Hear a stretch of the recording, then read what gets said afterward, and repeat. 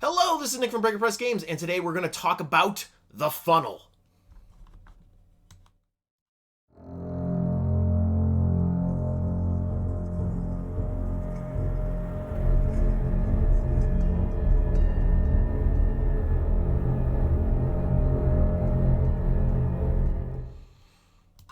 Alright friends, so what is a funnel? So the funnel was popularized by DCC RPG. There are other systems that use funnels now as well. There's a popular mothership funnel called the Drain, and I know there's a bunch of others for other systems, but it was originally popularized by Dungeon Crawl Classics. And it is a fantastic concept. The idea is that as part of character creation, rather than creating one singular character and putting all of this time and effort into this one character, coming up with an elaborate backstory and all these things, you instead make between 2 and 4 zero-level peasants. And they are sent forward on a journey to become the adventurers that they are meant to be. And how do they do that? Well, they of course go on a harrowing adventure where most of them die. But, hence the term the funnel, because you're basically funneling them down into one or two surviving characters that are the characters that you are meant to be. So why do this? What is the benefit of the funnel? And as I just said, the funnel is the backstory. It is the story behind how you came to be an adventurer, how you went from being a blacksmith or a baker or a farmer, and now you are a warrior or a wizard or a thief. And so that is the purpose of the funnel. Now we're going to get further into this, but before we do, I want to talk about my upcoming Kickstarter as part of Zine Quest. So you can click on notify me on launch on the Desperation of the Hungry preview page on Kickstarter. The link will be down in the description. What is Desperation of the Hungry? Well, I originally wrote it as this pamphlet adventure. And after running it several times, I was like, you know what? This kind of needs to be fleshed out a little further. There's just too much going on and too many cool characters. And what is Desperation of the Hungry about? It is about rescuing dogs from very, very hungry, desperate people. So it is grimdark, as all of my stuff is. Yeah, it's hopeful because it's about rescuing dogs, and rescuing dogs is awesome. So that being said, let's move on to some of the things that that players and judges run into, their concerns with the idea of the funnel.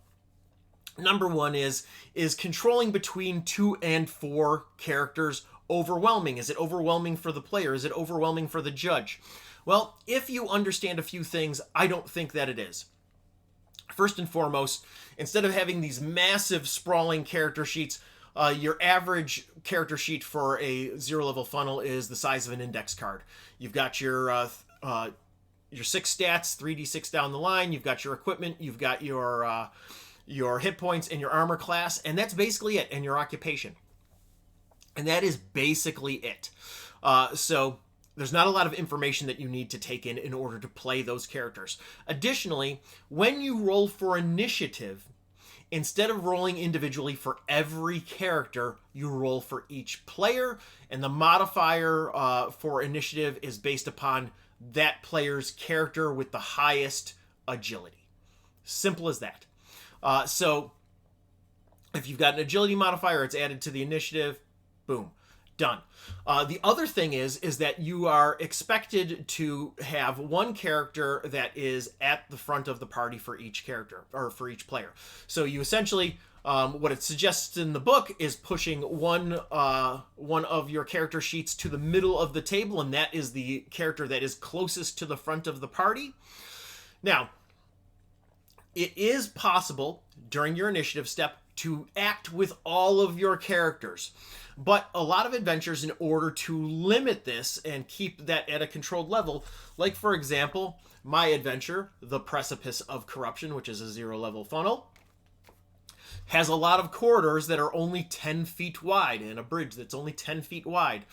Meaning that each player, if they have one character at the front of the party, the maximum that they're going to be able to get into the action is between 4 and 6 characters. So this also helps in each encounter to limit the amount of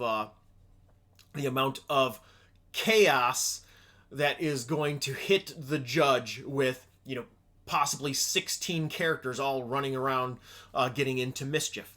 So there are ways to mitigate that chaos. We want the chaos. The chaos is part of the joy of the funnel, but we also don't want the players or the judge to be overwhelmed. So another very important thing about the funnel, a person's first funnel experience, a player's first funnel experience will often result in them immediately gravitating towards focusing on one character that they're like, oh, I hate all these other characters, but this character's awesome. And so they will focus on that character, and they will put that character at the front of the party, and then that character will die in the first encounter, and then they will be sad. So before the funnel even begins, make sure that you advise your players. Hold back your favorite character and push the ones to the front that you do not like. And this will, it won't always, but it will oftentimes result in that character, in the character that they like the most surviving, and the characters that they dislike being thrown into the meat grinder. Now, there are exceptions to this. There is a favorite story of mine where my friend Jay had a character named Gareth, and he hated this character with a passion and did everything possible to get this one hit point character killed, and they just kept living. So, this advice, it doesn't always play out as expected, but oftentimes it does. Now, the most important thing that I want to impart onto you as a judge and to your players is that funnels are not a novelty. They are a core, they are a core part of what DCC is. And why is that? One of the balancing factors of the game system of Dungeon Crawl Classics is the idea of randomization over customization. And this is stated very clearly in the rulebook. Yes, it is also stated that you're able to, once DCC is in your hands, to modify it and make it your own. Ruling's not rules. It's about what the judge wants versus what is written in the rulebook.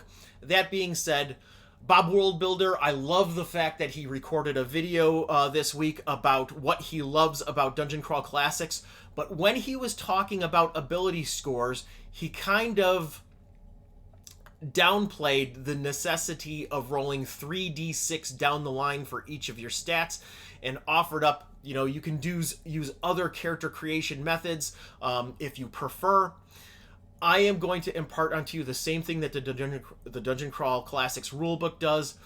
Randomization is a huge part of what Dungeon Crawl Classics is, so I implore to you to use 3d6 down the line and put those characters through the funnel. So, I am going to end this on a story from a recent game of mine, and I like to actually... Most judges will, after the very first adventure, that very first funnel, they will level everybody up, and they will become the characters that they are meant to be. I use strict XP, and if they didn't earn enough XP to level up, they don't level up, and I stretch the funnel out over the first several sessions. And this is how I prefer to play. I like to slow grow my characters. One of the characters in my party of players in my open table campaign, one of those characters was so close to leveling up, and they clearly were a favorite amongst the party, and sadly, they died. And so there was this somber moment. And this is going to happen on occasion. There will be a favorite character, and people will be slightly sad when they die, even though death is just a part of DCC. But I tell my players, before we even start, that they are expected to live fully and die gloriously. And so in this moment, when this character that everybody seemed to be attached to, they died in the heat of battle, there was this moment of silence, and then one of the players started chanting, "Death stamp, death stamp," and everybody joined in, "Death stamp, death stamp," and I got out the death stamp and I stamped that character dead, and we moved on and we all laughed and cheered. So understand that this death, this idea of living fully and dying gloriously, that's my tagline, living fully and dying gloriously, it is a part of Dungeon Crawl Classics, and it is something to be embraced. And it is not a novelty. The funnel is something of joy and is a core part of the game. So I hope this video gave you some clear insight into what the funnel is. Hopefully I touched on all of the important points. If you have any questions or comments, or you feel there's something that I didn't cover, please put it in the comments and I will do a follow-up video. Before we move on, my next release, Hillwood Camp, is going to be sent to the printer this week. I'm super excited about that. And as I said, go and click on notify on launch for Desperation the Hungry, coming to Kickstarter next week. And with that being said, did you like this video? Check out my video about 10 tips to running a successful open table campaign. Last night I had session number 7 and everything is still going awesome. So yeah, go check that video out. Thank you for supporting indie games and indie game designers. I will see you in the next one. Take care.